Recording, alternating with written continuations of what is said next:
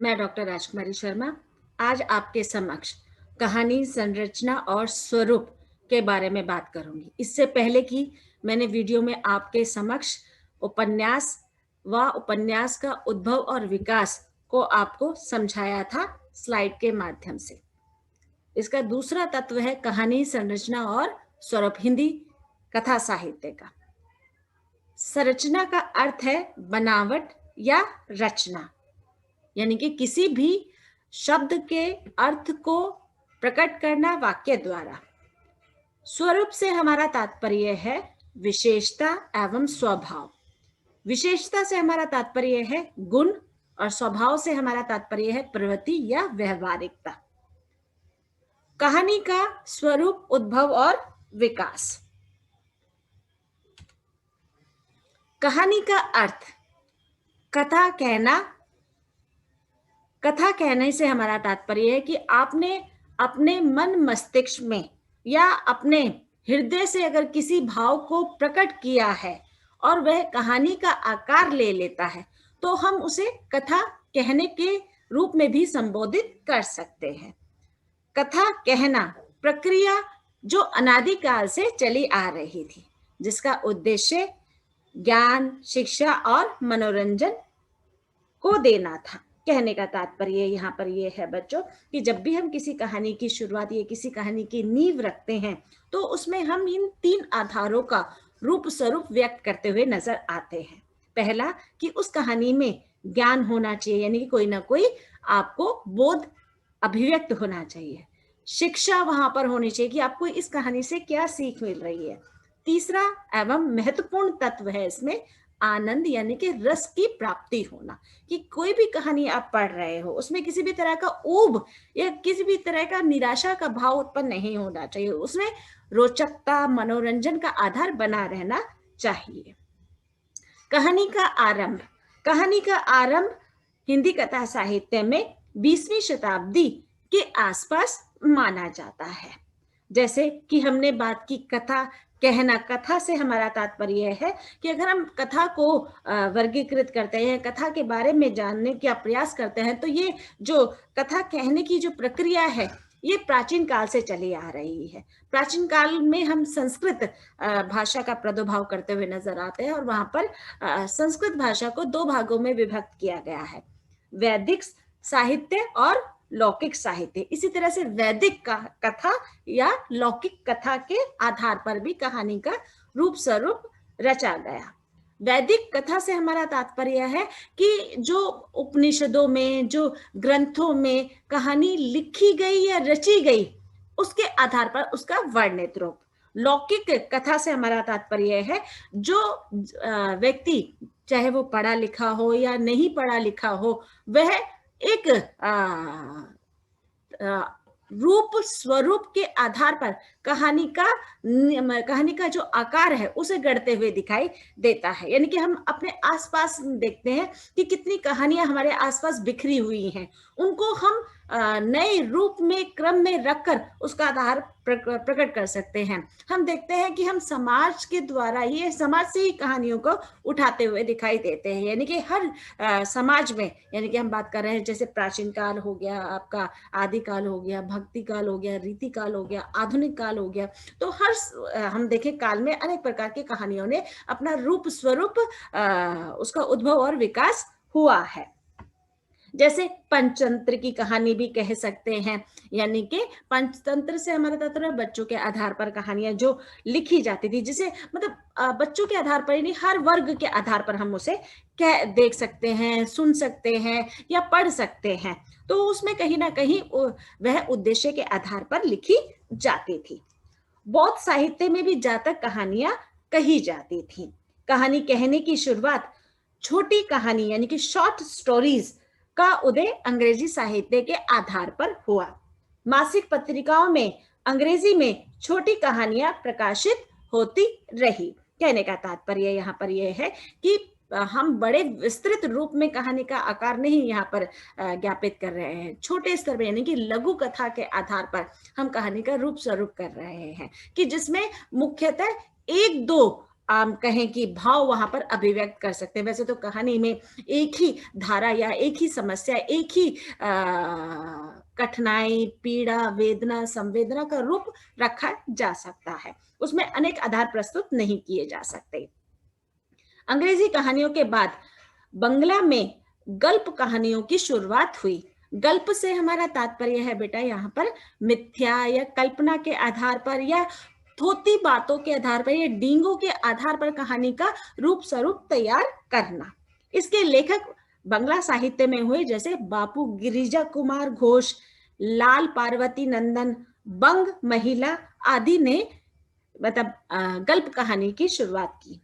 मौलिक कहानियों का धीरे धीरे समाज में अपना एक आधार प्रस्तुत होने लगा, यानी कि अपनी एक नींव रखी जाने लगी। पहले जहां पर आदर्श परक कहानियां लिखी जाती थी, कल्पना परक कहानियां लिखी जाती थी, या फिर हम ये कहें कि पौराणिक आधार पर कहानियां लिखी जाती थी, मिथ्या के आधार पर लिखी जाती थी। अब जो युग आ रहा था उसमें स्व रचित कहानियों का अलग से प्रादुर्भाव हो रहा था, और ये कहानियां कहीं ना कहीं यथार्थ पर टिकी हुई थी। मौलिक कहानी से हमारा तात्पर्य है स्वयं द्वारा रचित कहानी, और यथार्थ से हमारा तात्पर्य है कि तथ्यों के आधार पर या समाज में जो घटित घटनाएं चल रही हैं उसके आधार पर कहानी का वर्णन करना। इसके बाद हम देखते हैं कहानी का जो वर्गीकरण है वो किस प्रकार से हुआ। कहानी जब उस समय पर लिखी गई, मतलब मैं ये बात कर रही हूँ बेटा कि कहानी का जो प्रथम कहानी का रूप है, जैसे प्रथम उपन्यास के बारे में मैंने आप लोगों को बताया था, इसी तरह कहानी के आधार पर भी अलग अलग विद्वानों के अलग अलग मतों को यहाँ पर बताया गया। किसी ने किसी की कहानी को प्रथम माना, किसी ने किसी की कहानी को माना, पर जब हम देखते हैं कि आचार्यों विद्वानों के अनुसार कहानी का जब वर्गीकरण किया गया है कि किस समय के आधार पर स्वप्रथम कहानी को वह मान सम्मान देना चाहिए, वह प्राथमिकता देनी चाहिए, तो उस आधार पर अलग अलग विद्वानों के अलग अलग मतभेद हुए। किसी ने रानी केतकी की कहानी को प्रथम कहानी माना। रानी केतकी की कहानी इंशा अल्लाह खां द्वारा रचित है। किसी ने इंदुमती को प्रथम माना, ये किशोरीलाल गोस्वामी द्वारा रचित है। किसी ने 11 वर्ष का समय माना, आचार्य रामचंद्र शुक्ल द्वारा रचित है। किसी ने दुलाई वाली मंग महिला की कहानी को प्रथम माना। किसी ने चंद्रधर शर्मा गुलेरी द्वारा रचित कहानी उसने कहा था को प्रथम माना। पर जब हम समय स्थिति परिस्थिति के अनुसार देखते हैं तो उसमें जो ज्यादातर विद्वान किसी कहानी के पक्ष में थे तो वे थे रानी केतकी की कहानी जो इंशा अल्लाह खां द्वारा रचित थी। कहानी का विकास अलग अलग आधार पर किया गया। कालखंड के अनुसार कहानी के विकास क्रम को अलग अलग विद्वानों ने अपने मत अनुसार विभाजित करने का प्रयास किया। पहला, प्रारंभिक काल से हमारा तात्पर्य है कहानी का आरंभ कब, कैसे और कहाँ हुआ। कहानी का आरंभ भारतेंदु काल से ही माना जाता है। भारतेंदु काल को नव जागरण काल भी कहा जा सकता है। इस युग में कहानीकारकों ने विविध विषयों पर अपनी रचनाओं का क्रम रखा। कहानी का उद्देश्य केवल मनोरंजन करना नहीं था, अपितु कहानी शिक्षा एवं बोध के आधार पर भी वर्णन करना था। 1900 के आसपास महावीर प्रसाद द्विवेदी ने सरस्वती पत्रिका का प्रकाशित किया, यानी कि उनके सरस्वती पत्रिका का जो संपादन का कार्य था वो उन्होंने किया, और वही समय हिंदी कहानी का भी प्रारंभ माना जा सकता है। यानी कि दोनों घटनाएं समानांतर रूप में साथ साथ चल रही थी। कहानी में मौलिकता का आधार धीरे धीरे बढ़ने लगा था, यानी कि धीरे धीरे कहानी मौलिकता के आधार पर लिखी जाने लगी, यानी कि सत्य के आधार पर लिखी जाने लगी। कहानी इंदुमती सरस्वती पत्रिका में प्रकाशित हुई। प्रथम कहानी मानने के आधार पर इसमें सामाजिक रूप को दर्शाया गया। समाज में उत्पन्न वर्ण व्यवस्था का विरोध इसमें दिखाने की भरसक कोशिश की। आर्थिक अर्थ विभाजन की अव्यावहारिकता, धर्म भावना का खोखलापन, आधुनिक शिक्षा के प्रचार प्रसार के गुण दोषों की समस्याओं का भी रूप स्वरूप प्रस्तुत किया गया। राजा शिव प्रसाद सितारे हिंद द्वारा रचित कहानी राजा भोज का सपना में नारी उत्थान, राष्ट्रहित, जागृति और सुधार का रूप स्वरूप भी प्रस्तुत किया।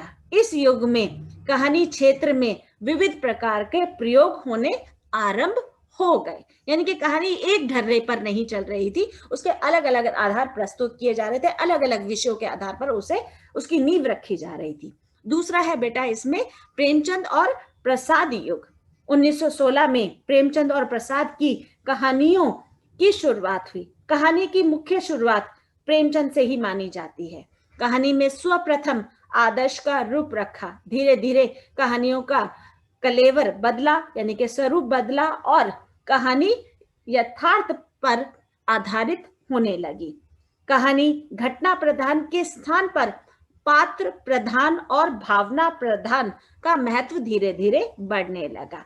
जैसे कि पहले मर्यादा की वेदी, राजा हरदोल, पाप का अग्निकुंड आदि कहानियां उस समय पर लिखी जाती थी, पर जैसे ही प्रेमचंद का समय आया, यानी प्रेमचंद और प्रसाद का समय आया, तो कहानियों का जो आकार था, जो आधार था, वह बदलने लगा। पूस की रात का जो कहानी का क्लेवर है, बड़े ही कलात्मक ढंग से प्रस्तुत किया गया। उसमें सामंती प्रथा में जो बिखराव है उसको दिखाने की कोशिश की, यानी कि किसान का जमीन के प्रति जो मोह था वह भंग होता चला जा रहा था। सामंती अर्थ यानी कि मजदूर बनना मालिक ना रह गए, यानी कि जो किसान की जो जमीन है वह उसमें मजदूर के रूप में कार्य करेगा, वह उसकी अपनी संपत्ति नहीं मानी जा सकती। इस कहानी का जो नायक है हल्कू और पत्नी उसकी मुन्नी के आधार पर कहानी का रूप स्वरूप व्यक्त किया गया। साथ ही आर्थिक संकट के आधार पर इसका रूप रखा गया। सामाजिक पारिवारिक स्तर पर कहानियां लिखी गई, जैसे सामाजिक आधार पर आदर्शवाद में हम देख सकते हैं प्रेमचंद द्वारा रचित है बड़े घर की बेटी, जिसमें पारिवारिक टकराव की स्थिति को दिखाया गया। नमक का दरोगा में ईमानदारी का रूप स्वरूप बिखेरा। धार्मिक कहानियों के आधार पर हम देख सकते हैं कि इसमें दलित पर अनेक कहानियों का क्रम रखा गया है, जैसे ठाकुर का कुआं, दूध का दाम, कफन आदि कहानियों में प्रतिशोध विरोध की भावना को दिखाया गया। स्त्री पर आधारित कहानियां जैसे बेटों वाली विधवा, या हम देख सकते हैं कि कुसुम संयोग का शव आदि कहानियां स्त्री के आधार पर रची गई। प्रसाद मूलतः कवि और बाद में नाटककार माने जाते हैं। उनकी कहानियों में काव्यात्मकता और नाटकीयता का रूप ज्यादा देखने को मिलता है। जयशंकर प्रसाद ने अपनी कहानियों में आदर्शवादी, यथार्थपरक और रोमांटिक रूप को प्रस्तुत किया। कहानी आकाशदीप, प्रतिध्वनि और इंद्रजाल में भावना और कल्पना परक कहानियों का आधार प्रस्तुत किया गया। मधुआ, भिकारिन और चूड़ी वाली कहानियों में यथार्थवादी दृष्टिकोण को दिखाया गया। ऐतिहासिक घटनाओं पर आधारित कहानियां जैसे सिकंदर की शपथ, चित्तौड़ का उद्धार, स्वतंत्रता की चेतना जगाई। हम ऐतिहासिक के आधार पर तानसेन, रसिया बालम जैसी कहानियों को भी ले सकते हैं। मधुआ कहानी में जमींदार और बच्चे के रूप में नौकर का जो शोषण है वो दिखाने का प्रयास किया प्रसाद जी ने, और इसमें दिखाया गया है कि किस तरह से वह कहानी जो संवेदना वेदना के आधार पर वर्णित की गई है। तीसरा युग या काल कह लीजिए प्रेमचंदोत्तर युग या प्रसादोत्तर युग। प्रसादोत्तर कहानियां, इसमें मतलब प्रसादोत्तर कहानी में अनेक प्रकार के लेखकों की यहाँ पर शिरकत हुई, जैसे जिनेंद्र, अज्ञे, यशपाल आदि का युग ये माना जाता है। इस युग में कहानी ने एक नया रूप स्वरूप रखा, यानी कि एक नया आयाम मिला। इसमें जैनेन्द्र द्वारा रचित कहानी फांसी, अज्ञे द्वारा रचित कहानी जिज्ञासा और यशपाल द्वारा रचित कहानी पिंजड़े की उड़ान प्रकाशित हुई, जिसमें इन्होंने सामाजिक, धार्मिक और विसंगतियों पर आधारित भावनाओं को प्रयुक्त किया। इस युग में आर्थिक विषमताओं से उपजी असमानताओं की समस्याओं को अपनी कहानियों में दर्शाने का प्रयास किया।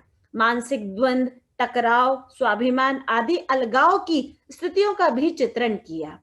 प्रेमचंदोत्तर दौर में अन्य कहानीकारों में उपेंद्र नाथ अश्क, राघे राघव की कहानियों ने भी अपना महत्वपूर्ण भूमिका निभाई। अब इसमें 3 मैंने कालों के बारे में आप लोगों को बताया। इसके बाद कहानी आंदोलन, यानी कि कहानी में अनेक प्रकार के आंदोलन होने लगे। किसी ने किसी कहानी का समर्थन किया, किसी ने किसी कहानी का बात, और इसमें नए नए प्रयोग होते रहे। कहानी में कई प्रकार के आंदोलन हुए। उसमें नई कहानी आंदोलन शुरू हो गया था। जनवादी कहानी में मूल्यों की उपस्थिति का रूप स्वरूप रखा गया, लेकिन 90 के दशक तक आते आते कहानी आंदोलनों का सिलसिला लगातार चलता सा गया। नई कहानी 1950 के आसपास शुरुआत मानी जाती है। नई कहानी में भाव बोध को अभिव्यक्त करने वाली प्रारंभिक कहानियां की नींव रखी गई, यानी कि शुरुआत मानी जा सकती है। मोहन राकेश, राजेंद्र यादव, कमलेश्वर आदि इस नई कहानी के मुख्य प्रवर्तक माने जाते हैं। विकास के आधार पर इन कहानियों में भैरव प्रसाद की अहम भूमिका मानी जाती है। इसमें ग्रामीण और शहरी जीवन के विवाद पर आधारित कहानियां लिखी जाने लगी। कथाकार अनेक प्रकार से उस समय की समकालीन स्थिति परिस्थितियों को जनता के सम्मुख, पाठकों के सम्मुख रखने लगे। इसमें सर्वप्रथम नाम हम मोहन राकेश का देख सकते हैं कि उन्होंने संवेदना के आधार पर अनेक प्रकार के भाव प्रस्तुत किए। कमलेश्वर की कहानी तलाश में परंपरागत मूल्यों को आधार बनाया गया। शिव प्रसाद की कर्मनाशा की हार में अकेलेपन की पीड़ा को दिखाया गया। कमलेश्वर की खोई हुई दिशाएं में समस्याओं पर आधारित प्रवृत्ति को दर्शाया गया। इसमें निर्मल वर्मा, मनु भंडारी, उषा प्रियमवदा, कृष्णा सोबती आदि ने भी देश विदेश पर आधारित अपनी समस्याओं का निरूपण किया। दूसरा है इसमें बेटा साठोत्तरी कहानी। 1960 में नए कहानीकारों ने नए परिवेश, मूल्य, समय सीमा से पीड़ित या उनको त्याग कर कहानी में नित्य नए प्रयोग किए। यथार्थ, फैंटेसी आदि का प्रभाव देखने को इनकी कहानियों में मिल जाता है। विभिन्न पत्र पत्रिकाओं में अपनी विशेष भूमिका दर्ज कराई। कल्पना, हंस और संकेत आदि में इसके आधार पर नवीन प्रवृत्ति को देखा जा सकता है। विद्रोही स्वर एवं बहुयामी रूप का विकास किया गया। परंपरा, मान्यता और समस्या के आधार पर यथार्थवादी रूप में मनोविश्लेषण, अस्तित्ववादी रूप में रची कहानियां लिखी जाने लगी। इस प्रकार मूल्यों के नए धरातल पर साठोत्तरी कहानी के जीवन की नए संदर्भ प्रस्तुत किए गए। सचेतन कहानी मुख्य प्रवर्तक महीप सिंह रहे। अलगाव, रिक्तता, सामाजिकता, जागरूकता, यथार्थता और कोई नई अर्थवता इनकी कहानियों में मुख्य आधार रही। व्यक्ति परकता से मुक्त वैचारिक धरातल पर प्रस्तुत किया, यानी कि यहाँ पर व्यक्ति महत्वपूर्ण नहीं था, उसके विचारों का यहाँ पर रूप स्वरूप जो है वो महत्वपूर्ण माना जाता है। समकालीन कहानी, समकालीन से हमारा तात्पर्य है कि इसमें आधुनिक रूप को भी प्रस्तुत किया गया है, एक विशिष्ट समय से संबंधित, यानी कि एक समय की जो निश्चित समय अवधि है उसके आधार पर कहानियां को प्रस्तुत करने का प्रयास किया। जैसे 80 से 90 का दशक, 90 से 20 का दशक, 20 से 21 का दशक, इस तरह से उस समय पर कहानियां जो लिखी गई और उनमें किस तरह की समस्याओं का रूप स्वरूप प्रस्तुत किया, उसका भाव, उसका संवेदना, उसकी पीड़ा को दिखाने का प्रयास किया है। कहानी में मुख्यतः सफरिंग के आधार को प्रस्तुत किया। सफरिंग से हमारा तात्पर्य है कि जो ट्रेन या हवाई जहाज का सफर वाला नहीं है, जो फ्रस्ट्रेशन है उसका आधार प्रस्तुत किया गया कि लोग किस तरह से अपने आप से द्वंद्वित रूप को जी रहे हैं, अपने आप में कितने संघर्षों का रूप स्वरूप रखा जा रहा है, यानी कि मनोविश्लेषण के आधार पर कहानियों का रूप स्वरूप रखा गया। इसमें बेकारी भोगना, आर्थिक दृष्टि से विषमता, अहम, अतृप्त या अर्थहीनता आदि भाव को दिखाने का प्रयास किया कहानियों के आधार पर। मानव मस्तिष्क के भीषण संकट बोध का यथार्थ रूप प्रस्तुत किया गया। इसमें मुख्य रूप में सुरेंद्र वर्मा, अवध नारायण आदि ने महत्वपूर्ण भूमिका निभाई। समानांतर कहानी 1960 के बाद सचेतन कहानी और अकहानी में अनेक प्रकार के रुकावट या अवरोध उत्पन्न होने लगे। कहानी में एक बार फिर ठहराव की स्थिति आ गई, यानी कि उसमें किसी भी तरह का कोई भी नया रूप नहीं रखा जा रहा था। समानांतर कहानी की जो मुख्य आधार थे, यानी कि मुख्य जो लेखक थे, कमलेश्वर ने एक बार फिर अपनी पत्रिका सारिका के माध्यम से समानांतर कहानी का प्रचार प्रसार आरंभ किया, जिसमें उन्होंने गरीब, मजदूर और शोषित व्यक्ति की पीड़ा को अन्याय के आधार पर किस तरह से संघर्ष करते हुए दिखाया है, उसका मर्म स्पर्शी चित्रण किया गया है। सक्रिय कहानी से हमारा तात्पर्य है 8वें दशक के अंतिम वर्षों में उभरा सक्रिय कहानी। सन 1976 में कमलेश्वर ने सारिका पत्रिका का त्याग दे देने के बाद उनका समांतर कहानी ने अपनी एक तरह से दम तोड़ती हुई वह पत्रिका दिखाई दी। उसके बाद राकेश वत्स ने मंच पत्रिका के माध्यम से सक्रिय कहानी को जीवित रखने का प्रयास किया, जिसमें व्यक्तिवादी दुष्ट प्रवृत्तियों का विरोध किया, स्वार्थों तथा लाभों को सामाजिक आधार पर बदलते रूपों के आधार पर दिखाने का प्रयास किया। इस तरह स्वातंत्र्योत्तर हिंदी कहानी विभिन्न आंदोलनों में अपनी क्रिया प्रतिक्रिया के माध्यम से विकास की और निरंतर अग्रसर होती गई। इन कहानियों के आधार पर किस तरह से समाज की जो व्यवहारिकता है उसमें अनेक प्रकार के रूप स्वरूप परिवर्तित होते चले गए। कहानी तत्वों के आधार पर समीक्षा।